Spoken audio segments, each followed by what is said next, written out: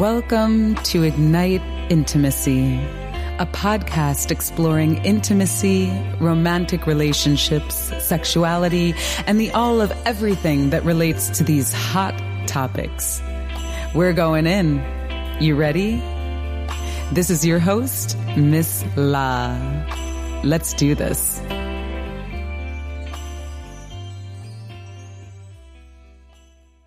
Hey, Ignite Intimacy community. This is Miss Laura Aisha, and I'm super excited. As you know, I'm usually super excited. And for those of you who actually know me, you know that, I bring the energy. So anyhow, I am really energized and excited and inspired and uplifted to come to you today to celebrate a bunch of different things. And part of what we're celebrating today is we are celebrating over 10,000 downloads of the podcast. So thank you so much for helping us get there and for listening. It's like, wow, okay, yeah, people are listening to this. It's amazing. So thank you. Thank you for taking your time, for sharing your time with us. And for those of you who've reached out and communicated with me about how this is impacting your lives, thank you. Thank you. It just gives us the energy to keep going. It's amazing and so fun to be out here exploring and adventuring with you all. And another thing that we are celebrating is the number of episodes that we've produced and published. So basically, when I got the idea for this podcast 2 years ago, it'll be 2 years in January, that I received this idea for the podcast. And then we officially launched the podcast, I think in early August 2016. So it's been about 18 months since we started the podcast, and we've surpassed 10,000 downloads. And my original goal was to produce 52 episodes. And I was hoping to do that in a year, but because of life and travel and work, I wasn't able to fulfill on those 52 episodes in a year. However, today, this episode is episode number 52. How cool is that? Oh, I'm so just grateful that I stuck it out. It's like there's something so powerful about setting a goal and having a vision and fulfilling on that. And it has not been easy. I've lived in multiple places between California and New York since I launched the podcast, and it's just been a lot of life happening. And it's somehow I've made a commitment to show up, week after week and reach out to people that I don't know and ask for introductions to people that I want to, feature on the podcast. So it's been a lot. And, my team has been amazing. Sheena Witter helped me get this thing started and helped do a bunch of research and a bunch of copywriting just to support getting this actually out into the world. And then my current VA, Lindsay LeClaire, she's rocking and rolling, helping me get every episode published, and she's amazing. And Dustin Hummel. So Dustin has edited each and every one of these podcasts, episode number 52. And we're sad to see him go, but Dustin is moving on to other things and just has lots of great things going on in his life. So we are super excited that he got to be with us for all 52 episodes. And just to all of you for listening and sharing with me and sharing with your friends, and to all of our amazing guests. It has been such a joy and such a journey to have conversations with all of you. It's probably like 49 or 50 people, considering there were a couple of episodes that I did by myself and one with my twin sister. So, just like, wow, you're amazing. And you taught me so much, and I'm getting so much out of this. And I know that a lot of you are getting a lot out of this too. So thank you for helping us get here. We're totally committed to evolving this podcast forward, and we're going to be making some incremental upgrades and up-leveling the podcast in different ways over the next several months. So stay tuned. We want to know what topics that we haven't covered that you want us to cover, and topics you'd like to hear more about. Email us at hello@igniteintimacy.com. Also, we want to hear from you. We want to hear some of your sexy stories. We want to get our listeners more involved in the podcast. So stay tuned for different ways that we'll be making that available to you. And, we'd love to hear from you. Also, if you know any potential guests that you think should be featured, whether it's you or a friend or colleague or, someone you're working with, drop us an email. Let us know. hello@igniteintimacy.com. We would love, of course, we want to continue exploring, relationships with new guests and getting new people and new topics featured and covered on the podcast.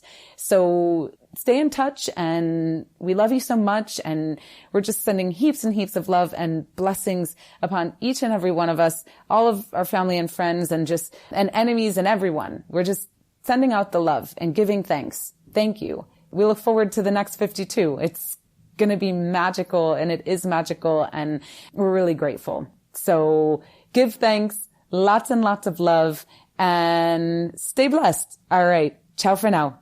Hello, Ignite Intimacy community. Okay. So, I say this like every time that I press record and start one of these conversations. And I'm telling you again, you are in for a very, very special treat today. We have a woman on the line that I met about a year ago, actually, almost exactly a year ago to this time. And we were hanging with Sierra and Rano, who have been on the podcast twice now. And we met in that community. And this is a woman that I have a deep respect and reverence for. She is courageous and bold and sensual and powerful and soft. And she truly embodies this blend of masculine and feminine that I think is just so beautiful and so profound. So I want to just welcome you to the call, Josefina. Thank you. What a beautiful introduction. My goodness. Yes, Mama. Well, it's so good to talk to you because you and I have been going back and forth on email for probably the last 6 months. We have. But, we're two busy ladies who are rocking and rolling and traveling and, so we've got a lot of good stuff going on. But, I'm just giving thanks that we're here together on the line today.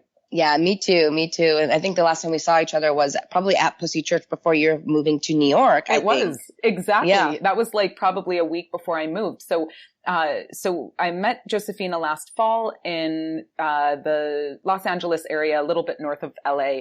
And then I had done Pussy Church with Josefina and Sierra.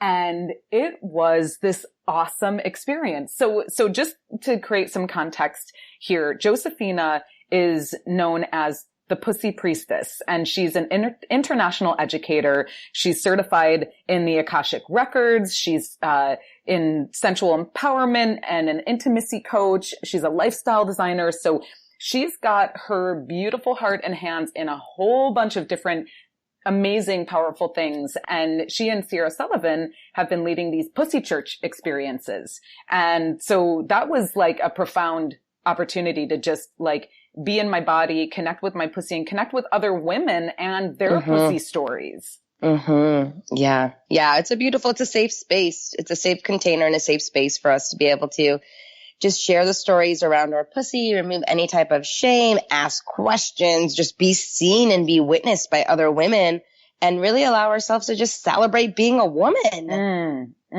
Absolutely. I know it's crazy to think that there was a time in my life where I wanted to be a boy so bad. I was boys have all the fun. They get all the respect. They get all the attention. I was I don't want to be being a girl is lame. It's I equated it with this weakness and something that even grossness. I used to have this love-hate relationship with my feminine body and, my pussy and my boobs and just my period and all of that stuff. And now I'm it's total opposite of that. But, it's wild to think there was a time that I felt that way. But I think that, you and I both come from more of a Middle Eastern Arab background, right? So your family's from Egypt, right? Egypt and Lebanon, yes. Oh yeah. Okay. So then my father's family's from Lebanon. So, there's also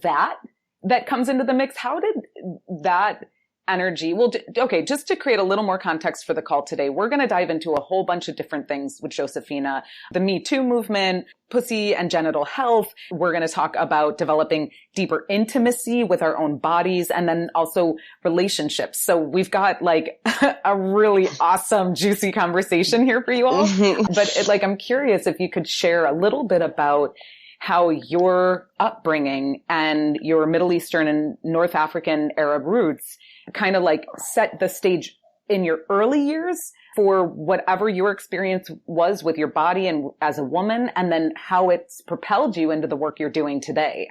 Yeah, well, exactly. Like being Middle Eastern, and Egyptians are not necessarily considered Arab, but we are in the Cordicus Legate Saudi Arabians, but we're very much so, in the very depths of more of, I would say, like the Muslim culture, although we're Coptic. I'm Coptic Orthodox, technically. So it wasn't I like to think it wasn't as strict, but growing up, it was very much so as far as anything, let's say clothing, if you showed any type of skin, or if you were barefoot, even just playing in the house, like in the street, you would be considered or valued as low class. And that was a really big piece with having to be very, established. And my family comes from, my father is a well-educated doctor, and my family comes from nobility, and my grandfather was the mayor of the town outside of Egypt. And so, I come from this very established Middle Eastern background. So then to imagine all of the stigma around sexuality and women specifically in the role of sexuality,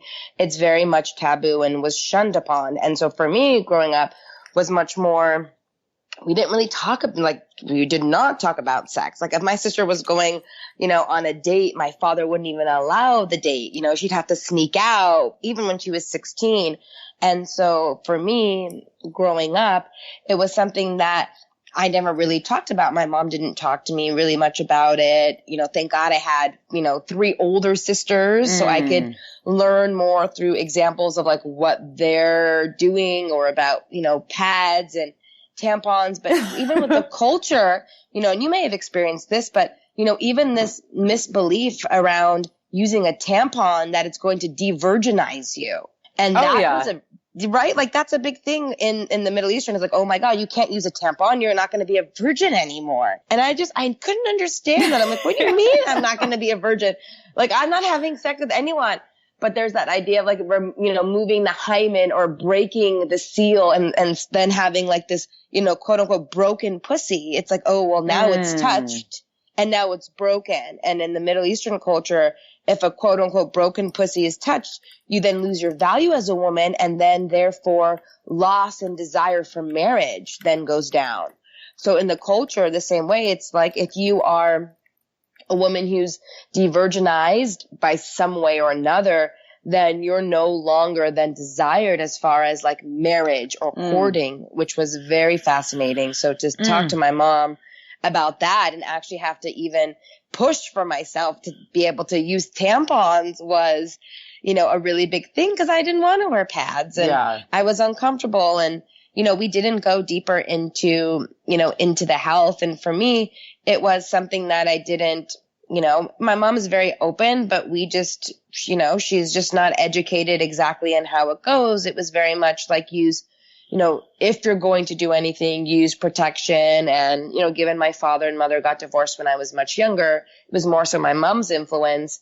And, if anything, it was funnier because she's more comfortable with, talking to me about, later on in life, blowjobs and things like that, where I don't want to hear them in high school, the sexual things. But when it comes to actually then coming to our bodies, she wasn't as comfortable talking about her body and talking about my body. She would be naked in front of me all the time, but the actual conversations around it, we wouldn't have very many. So I did not really get my sexual education through that. I got it through the examples of my sisters, and then researching and trial and error. And, a lot of people know my story already, but I'm going to share with these people, with your audience who may not know, which is for a long time, I had this misbelief that I had my own broken pussy. And, when I was younger, I ended up, calling it an experience where, goes into the Me Too scenario, but where I was, violently molested from, my mother's boyfriend at the time. So it wasn't anyone in my family.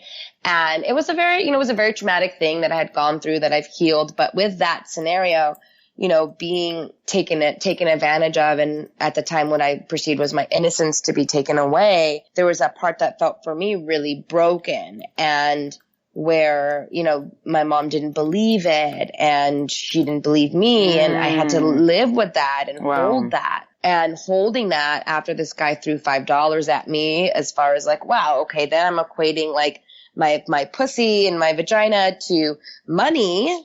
It's like that was the first interaction that my psyche put 2 and 2 together and was like, whoa, wait a minute. And then not having a conversation around it, ultimately when I was then trying to connect to my body in early stages of college, I was like trying to masturbate and wanted to have an orgasm and didn't know what I was doing, and saw something on a movie where, I tried to play with water and things like that. But I saw in a movie someone use a vacuum cleaning hose to like jerk himself off. And I was like, oh, that's exciting. What's he doing? And it was like he had an orgasm by putting his dick in the vacuum cleaner. And I was like, oh, I wonder if that's the same thing for girls. I was super curious and didn't know anything. And, 18 or whatever and 19. And I tried it and I ended up damaging myself. I ended up really hurting my vulva and pulling out a piece of that out of my body. And so there's a part of my lip that's a little bit longer than the other, which now has healed. Wow. But talking about shame in the culture, like I was so embarrassed. Like I couldn't even tell my mom. I didn't even tell my sisters. God. My whole family didn't even know about it until I came out with this last year. Nobody knew. So that's a big influence as far as there's, shame around sexuality and, covering up and keeping things closed and keeping it behind closed doors. And, the word pussy is something too that even my dad now is still getting more and more comfortable with me saying it because he's very old world. I mean, that's amazing. That is like, that blows my mind. I just, and as my parents are older, they're in their 80s, like my sisters definitely had more conversations about sex with them, but like total full-on conversations about sex with my parents, which is not what would have happened 20 years ago or 30 years ago, Wow. So it's a great thing. Like my mom now, I can talk to her about literally anything and everything. And she's come to almost all of my events and workshops. Wow. And she's a huge advocate. And she's had her own healing around her pussy and her life and her health through the work that I've been doing and opening up that door. It's, generational healing that I'm doing. And this is what's been a catalyst for me to do the work that I'm doing now. If I hadn't gone through, these experiences, I wouldn't be able to have the knowledge, the firsthand wisdom, the trial and error, the education that I have today, and truly the passion that I have today for the work that I'm doing for heart-centered intimacy and for women to really be connected and realize your pussy's never broken. There's no matter what you do to her, no matter what's happened, what you think of her, what's happened in the past, she's never broken. That idea that, it's got to look a certain way or be a certain way with your pussy and your vulva. And the truth is, in the Kadosha, there's, these 12 different archetypes. I think maybe it's more than 12 archetypes, but you're able to see the different shapes and sizes of all the different pussies that women have. Wow. And when you realize there's so many that it's like, wow, okay, I thought mine was broken because it doesn't look like the way it looks in porn, but actually it's healthy according to the Kadosha. And then you get to shift your perception around, our own body as women. I'm speaking for us on behalf of the Voice of Women, is this perception that we have of, if it doesn't look a certain way, or if it's not, being able to receive a big enough partner, or something is wrong, right? Or growing up, it smells a certain way, or it's bleeding too much, or, something is wrong. And so it's early on, right? Like goes into what you said, is early on, we get a sense that our bodies are too embarrassing to talk about. And from that place, it's like, okay, well then the consequences of that are long lasting. Oh yeah. So like, as youth, and generational, they're right? It keeps moving through the Yes. generations. And, porn then has this pervasive way of then negatively reinforcing like the quote unquote Barbie parts of the paradigm of how it's supposed to be in this perfectionism. And now it's like this generation now gets to do the healing of all of the previous lineage and shaping the youth and shaping our next generations and our grandchildren and theirs and theirs and theirs, and really get to see and speak about that, with all this new research, women with low genital self-esteem miss out on sexual satisfaction. Like we're not sexually satisfied if we've got low genital self-esteem, and we're more prone to have infections, and we're more prone to avoid the gynecologist, which is also what I did when I was younger, which is how I then developed CIN precancer, CIN 2 and 3. Wow. And was faced with that cervical dysplasia because I never talked about any of these things that I experienced with my pussy and with my body. And that was what the huge turning point and wake up call was for me, was, okay, like pussy speaking to me loud and clear, my body speaking to me. I've got to wake up. Yeah. Yeah. Well, and so let's talk about, because you had a very powerful experience at Burning Man this year. And so I would love for you to share a bit about that. And then, talking about the Me Too movement and like what you're sharing and what you've experienced. Like, I'd just love to get your feedback on that. Yeah. Do you want me? Let's start with, I think it'd be powerful for you to share a bit about, just with regards to the generational clearing, clearing the lines. Yes. I'd love to talk about that. And that goes into this. So at Burning Man, this year, I think maybe your audience knows Burning Man, but for those who may or may not know, Burning Man is this phenomenal festival that goes on once a year out in Nevada. It's called Black Rock City. Everyone comes together. It's like 80,000 people, radical self-reliance, radical inclusion, participation. It's communities from all over the world, worldwide. And there are talks and there are meditations and workshops and art and anything and everything under the sun that you want to experience or call in, you can do at Burning Man, which is why it's amazing. And it's all, in this one condensed part for the week. And essentially, what I'm going to say is it's like the most intensive week-long retreat of my life every time I go.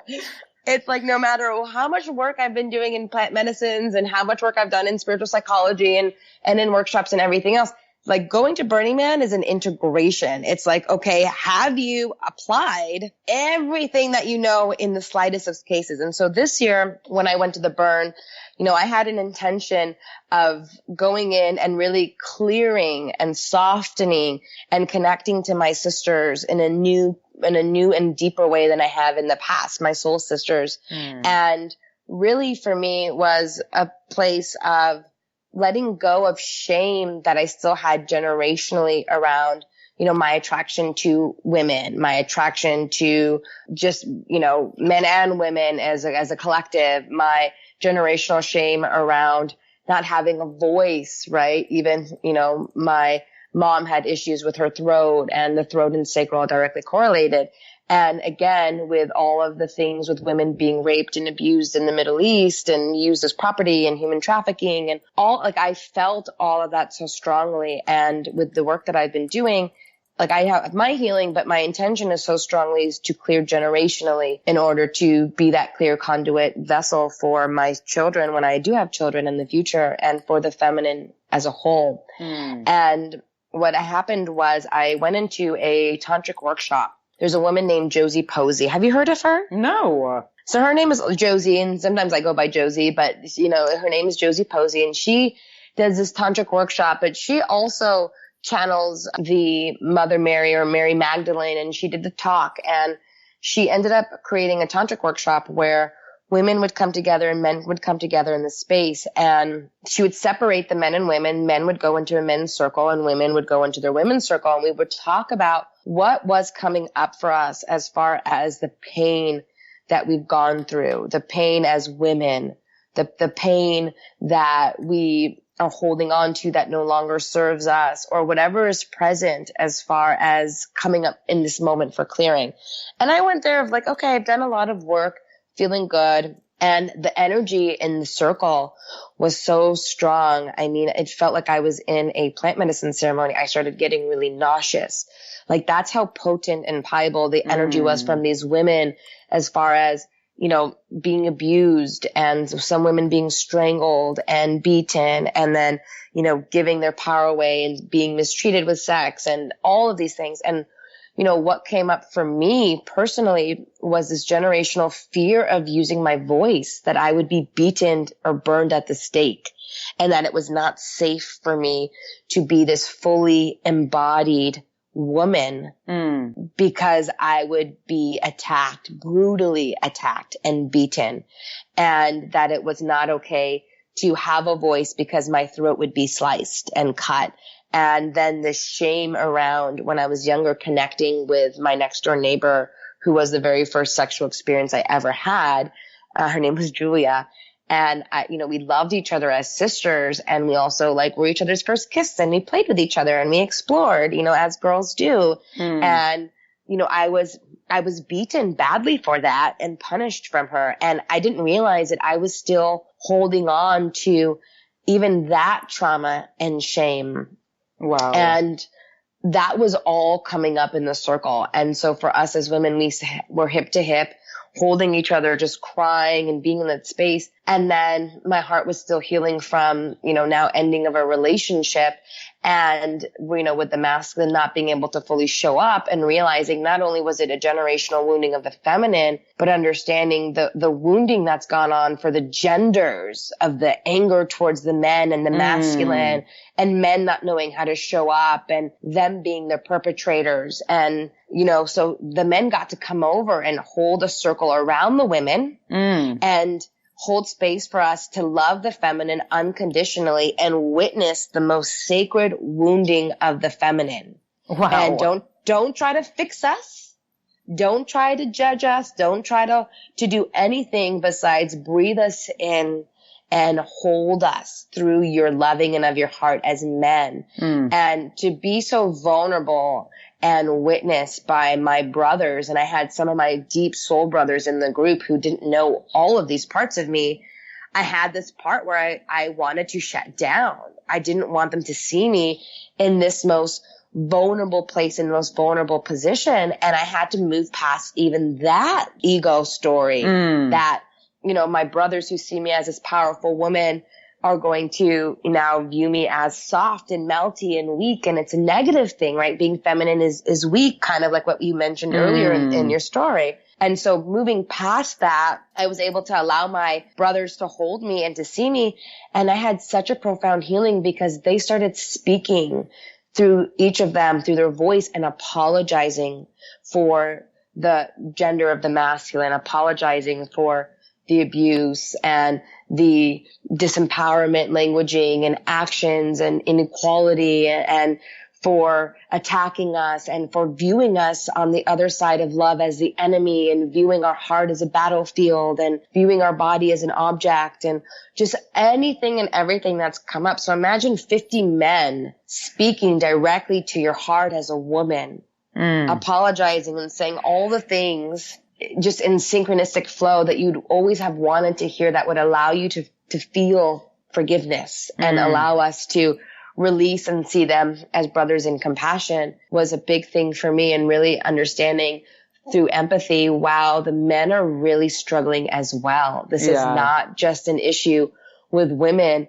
Men are also really struggling on their side. And for me, it was this deepening awakening for me as far as softening and understanding now that this universal force that carries me is actually my superpower, which is my intuition and this soft feminine energy, and really being open to this new mastery of strong and soft embodiment.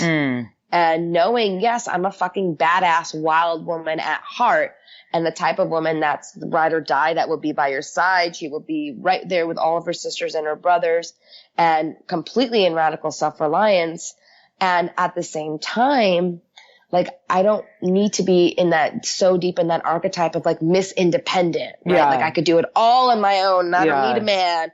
and it's the rebellion. And what that does is that actually disempowers the men for men to not be able to stand in their true role as the masculine, because we want to control.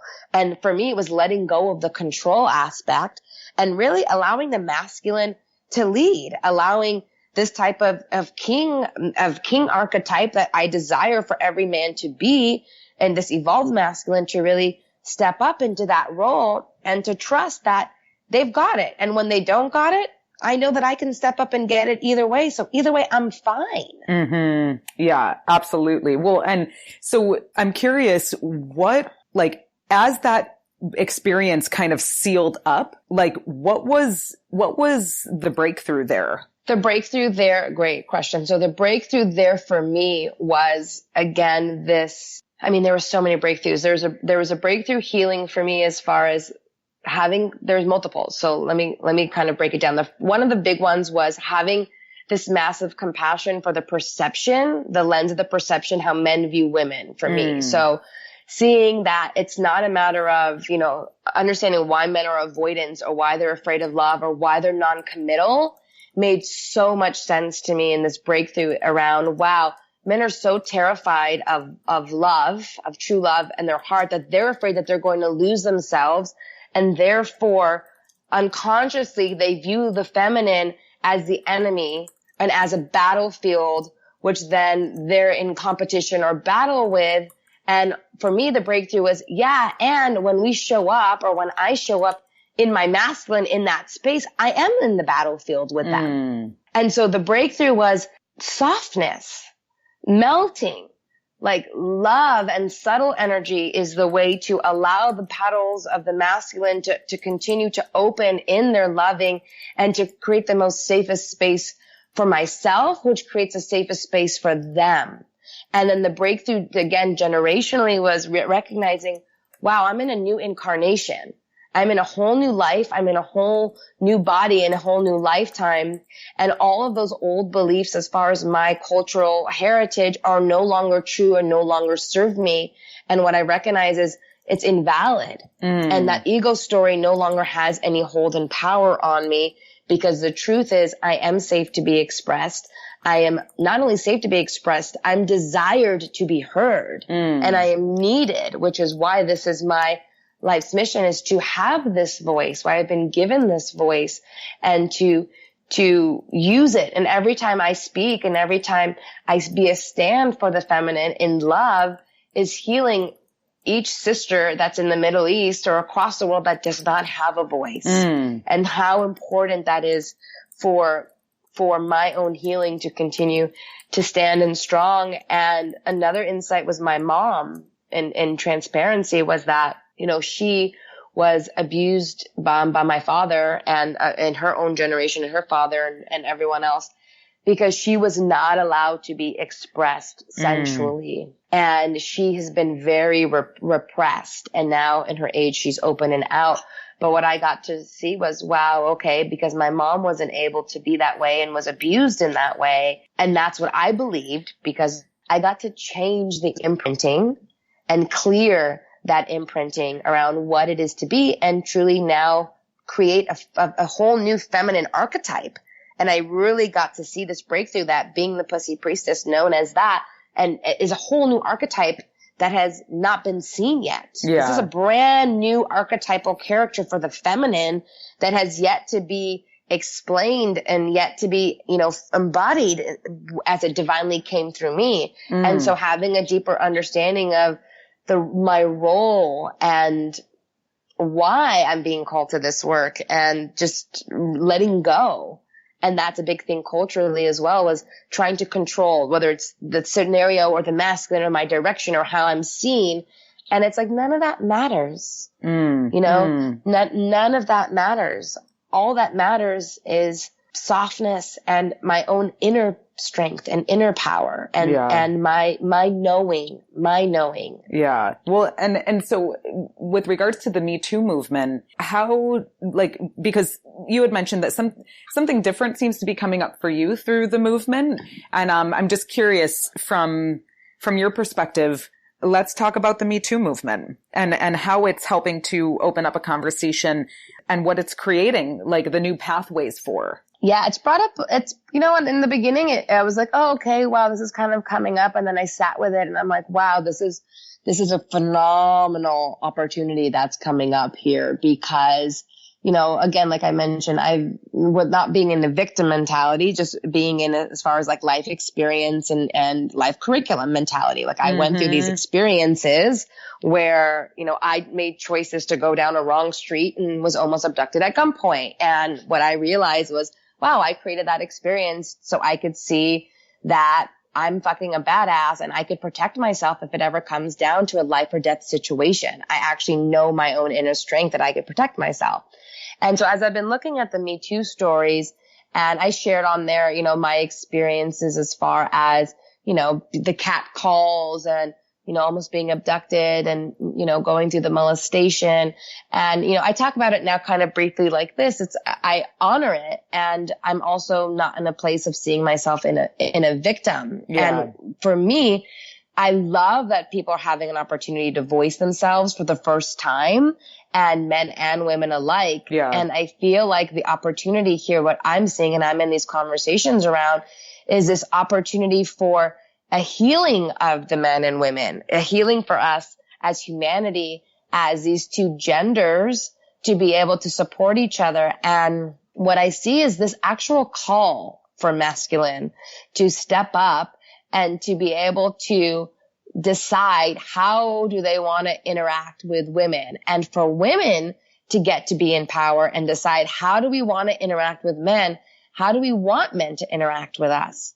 Instead of it being this way where we just accept men for, the jokes or the cat calls, or we blame them or we're upset. It's like there's a saying that I have, which is don't shame them or blame them, but train them. And when I say that, it's not in a context of like a dog and training. It's like, no, if we don't be the example and show someone, like you go to an office and you learn a new task, they train you. If we don't show someone how we want to be treated or what's not acceptable, then they don't know. And if men are at a point now where they're willing to be, let's say trained or open to a new way of being, a new way of engaging, then let's take this opportunity to collectively, as men and women, decide how do we want to engage with each other now going forward, so we can actually come from heart-centered intimacy versus this disconnected ambient intimacy that's happened through this wave of the internet and social media and, online dating and app dating, where, people can just say whatever, do whatever, and, get these ridiculous dick pics and things like that. And instead it's like, that's harassment. So do you want to still be that way?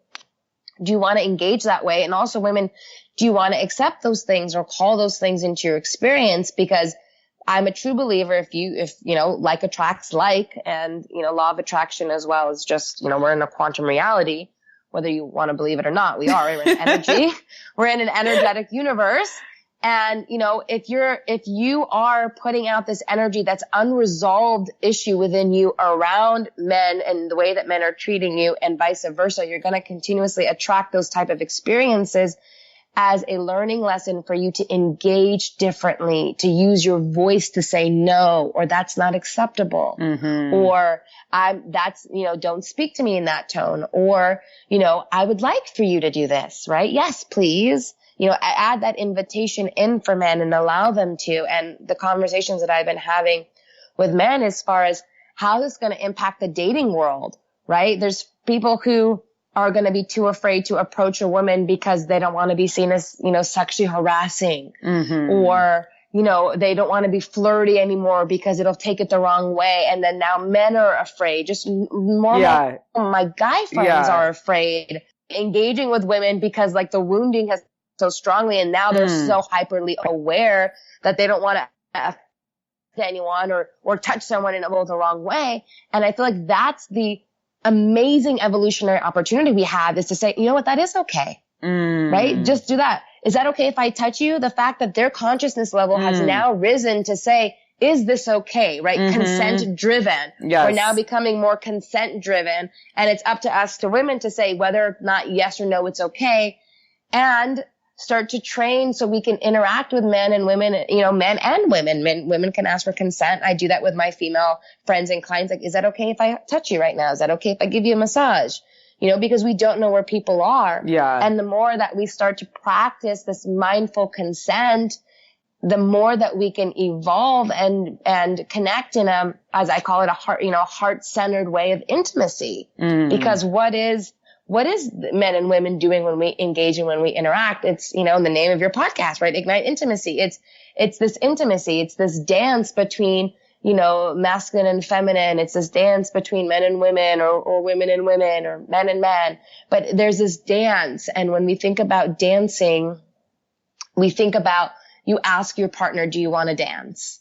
Right? One kinds of leads. And if you don't get the steps, you slow down and you work on the dance moves together to create this beautiful, you know, synchronistic dance routine. And so if we can learn to dance with each other more, instead of trying to control and bring that person, you've got to come this way, or you've got to do it this way, but allow the dance of intimacy to happen through communication, nonverbal and verbal communication. And I think that's a big piece too, is we haven't recognized as society, I believe, yet the huge power that we have in the energetics, in the nonverbal communication, where someone's, you know, coming closer to you and you just kind of are standing there and you're allowing it to happen.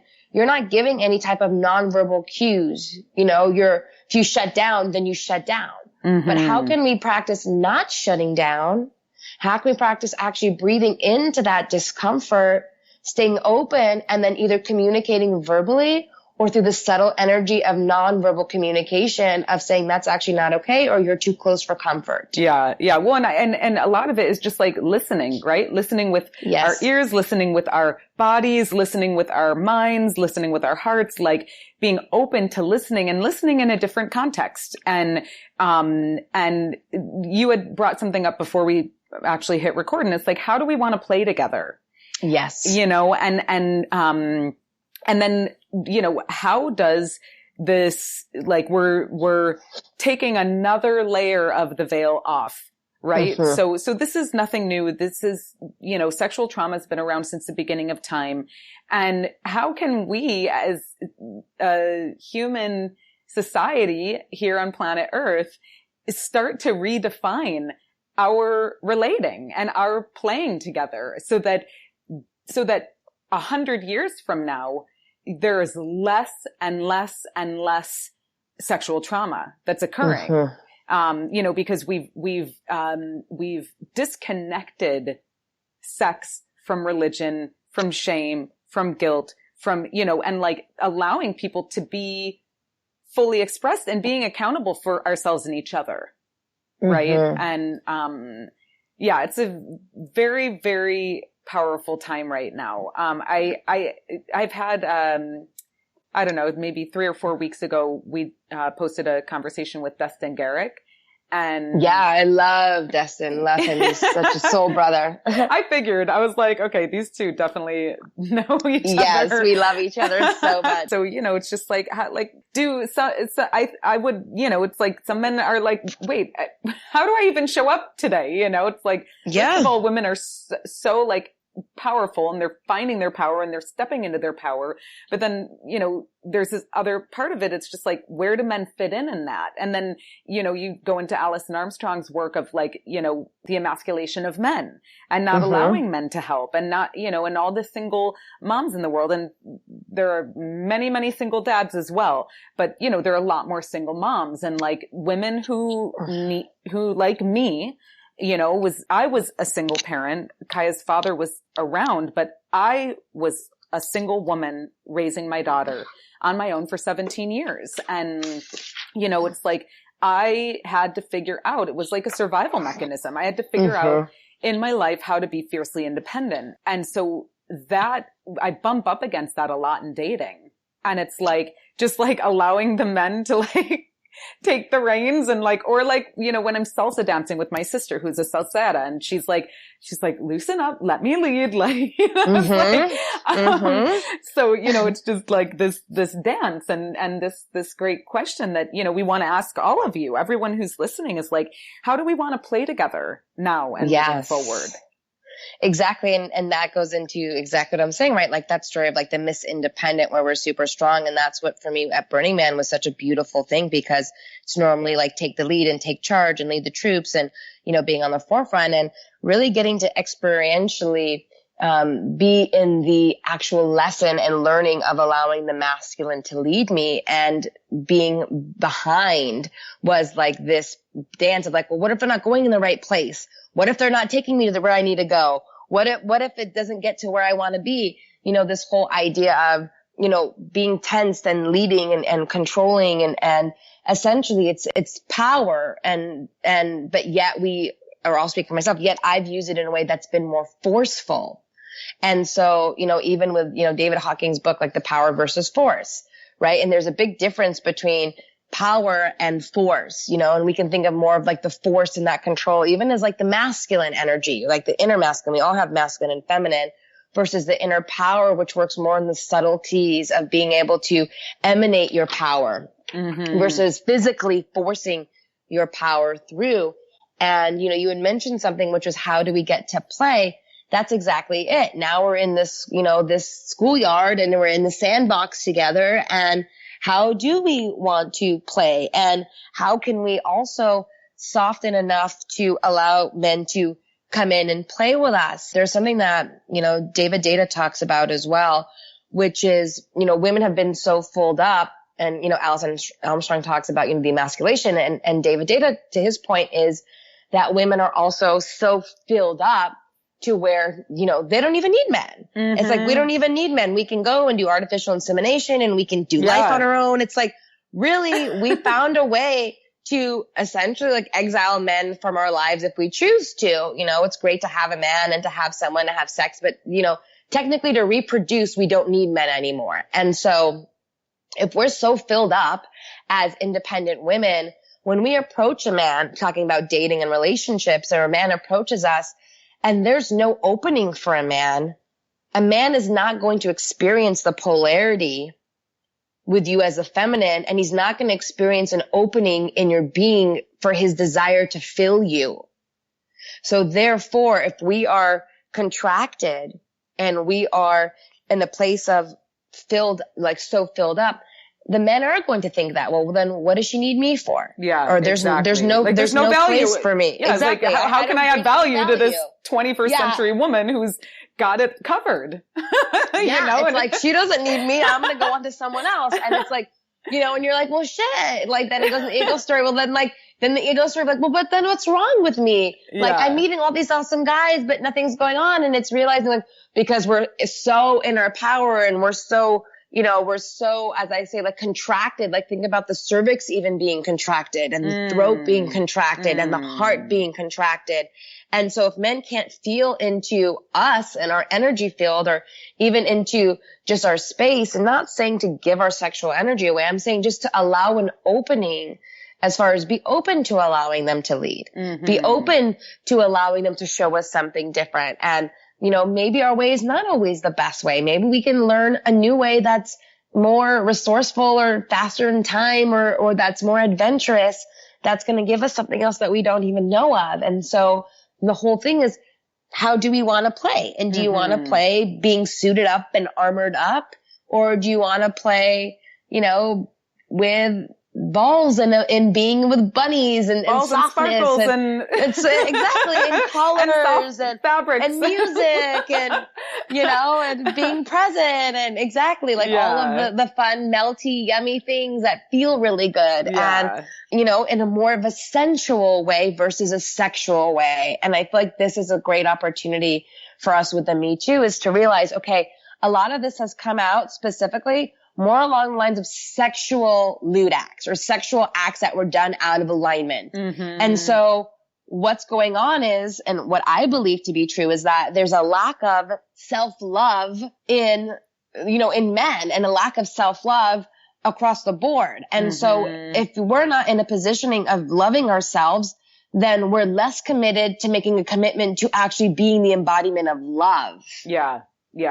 Yeah, absolutely. Well, and so we, just as we're kind of like, bringing this full circle here, we had talked about before we pressed record, the whole, like, there's a resurgence in the Calling in the One, like book clubs and like, and talking about that. And, Calling in the One is a book that I read years ago. And I mean, like, guess what? I haven't called in the one yet, like, and I was like really into it and I was doing the exercises and all that stuff. And it was good stuff. Like there's value that you'll get out of that. But this whole like obsession. Obsession. That's it. It's an obsession. The one. And there's so much pressure and there's so much is it him? Is it him? Yeah, it's contraction. How can you be yourself when you're like out there like, is he the one? Is he the one? And I have to tell you, for most of my adult life, every single man that I meet, or see on like the street, there is like this subtle thing in my being that's like, could he be the one? Could he be the one? And it's like, and it's really fucked me up through the years. And, I'm in a place right now where like, I don't believe in the old construct of monogamy and like, and, I've just seen too many people suffering in this like world of monogamy and like, and just not happy and not thriving. And part of it is because they're just not being honest and true. And, and I wonder what's possible when more people are just like real about where they're at and like what's possible then. And just like this whole like attachment thing that we get into with love. Oh, and just that old thing. Sex and all that old thing. but yeah, so just, some final thoughts on like the one. What do you think about all of that? It's so fucking hilarious that it's like, I'm so guilty as fucking charged on this because for so long also was like, when you're dating, it's like, okay, are they the one? Are they not the one? But, honestly, in my previous relationship, that was the number one issue that we actually had. I mean, we had a couple of little issues, but we love each other so deeply and we're still amazing friends now. But the issue was this inconsistency, not on my end if he was the one or not, but on his end, this constant voice in his head that's like, is she the one or not the one? I don't know if she's the one, the one. And it was constantly in my face in my relationship for about a year and a half where we would have these conversations. And it's shifted radically my perception on what the one is. I've done a lot of work around this specifically with myself in the last 3 years. And what I've discovered and what I know to be true is I am the one and you're the one. And every single one of us are the one. We are, each and every one of us are the one. But until we do the work to realize our own worthiness, our own majesty, and actually embody that and integrate that and hold that closely and cherish that part of ourselves, can then a reflection show up that can be perceived as like the one. I definitely believe in a co-creative partnership. I believe that we can create whatever relationship we want, whether it's a monogamous relationship, whether it's polyamorous, whether it's a fully committed monogamous relationship. I know a lot of great people in monogamous relationships that are extremely happy. And what it comes down to is staying open. Because when I was in a place where like you, it's like, oh my God, are they the one? Are they the one? And for a long time, a lot of the women in my community would always be like, oh my God, is he my king? I'm looking for my king. Is he the king? It's like, okay, well then you're looking outside because you're not recognizing that a queen doesn't step down from her throne. That's right. She stays on her throne. She knows her throne. She creates her world from that place. And the work is for us to build our own thrones, both men and women, and to reside in that place of majesty. Yeah. And to allow whatever divine reflections, to show up. I don't believe that there's only one human being on this planet that is going to give you a soul mate or soul connection, soul contract connection. I've had many. I was with someone for 6 years that I thought I was going to marry, and then that ran its course. I was with someone, for 2.5 years, 3 years that madly in love with that he didn't know if I was the one. And then we let that go, you know, and then I let that go. And it's like, I've just been in this mad love affair with seeing myself not as just the one, but knowing and returning home to the one. So instead of calling in the one, no, let's return home to the one. That's ourselves. That's in our hearts. That's our own soul, people. Yes. And then you're going to attract effortless manifestation, whoever that partner is, that is a divine reflection of you, because it can't be any other way. Oh, I just love this. Josefina, thank you so much. This conversation has been powerful and energizing. And how can people find you online? This conversation has been very energizing. Thank you so much. I love it. I love it. And well, if you guys are interested in connecting with me, I'd love to hear from you. You can find me online. My Instagram is Pussy Priestess, but it's with 3 S's because Instagram does not allow the word pussy still. So it's Pussy Priestess with 3 S's in pussy. And you can find me as well on Facebook if you find me at Josefina. And my website as well is josefinabashout.com, which I'm sure you'll post all that. And you can find out about the events I'm doing. I have an amazing, sexy, free opt-in that you can join if you feel called to. You can get a guided self-love meditation that really help you with this Me Too scenario. And I have an awesome PDF, 10-page that I put together as a ritual. It's a self-love 40-day ritual for those that feel inspired and called. So there's always that little opt-in. And I always put, different types of blogs and things up there in live events. So if you're ever curious as far as what I'm doing, or if you're in LA or want to know where I am in the world for an event, please, I invite you to go ahead and check that out. I love it. Well, Josefina, so grateful you exist. You are doing some powerful, powerful work in the world. Definitely check her out. JosefinaBashout.com. We'll have all the links in the show notes. But again, it's Josefina, Josef as in Frank, INA, Bashout, B as in boy, ASHOUT.com. She's the Pussy Priestess, 3 S's in pussy on Instagram, and check her out on Facebook as well. All the links again will be in the show notes. Ignite Intimacy Community. You heard it here. Josefina and I jamming on some hot topics. If you have any questions, you want to reach out, comments, holler at us. hello@igniteintimacy.com. And we are so grateful for folks who are leaving reviews and comments on iTunes. It helps more people know about this podcast. So hop over to iTunes, leave us a review and a rating, and definitely check out JosefinaBashout.com. Josefina, thank you. Thank you so much. Holler at us, everybody. We'd love to hear from you. Thank you so much. This has been so fun. I feel even more ignited. Yes, Mama. Well, give thanks. Thank you for tuning in and stay blessed. Ciao for now. Give thanks for tuning in to another conversation on the Ignite Intimacy podcast hotline. We love that you choose to spend your time with us. Check us out online at igniteintimacy.com and subscribe to us on iTunes. Also, tell your friends all about it. This beautiful music was arranged by Jason Pfaff and Mike Corey, and this podcast is produced by yours truly, Miss La. Give thanks again, and we'll see you on the next one. In the meantime, let your light shine bright and ignite your intimacy.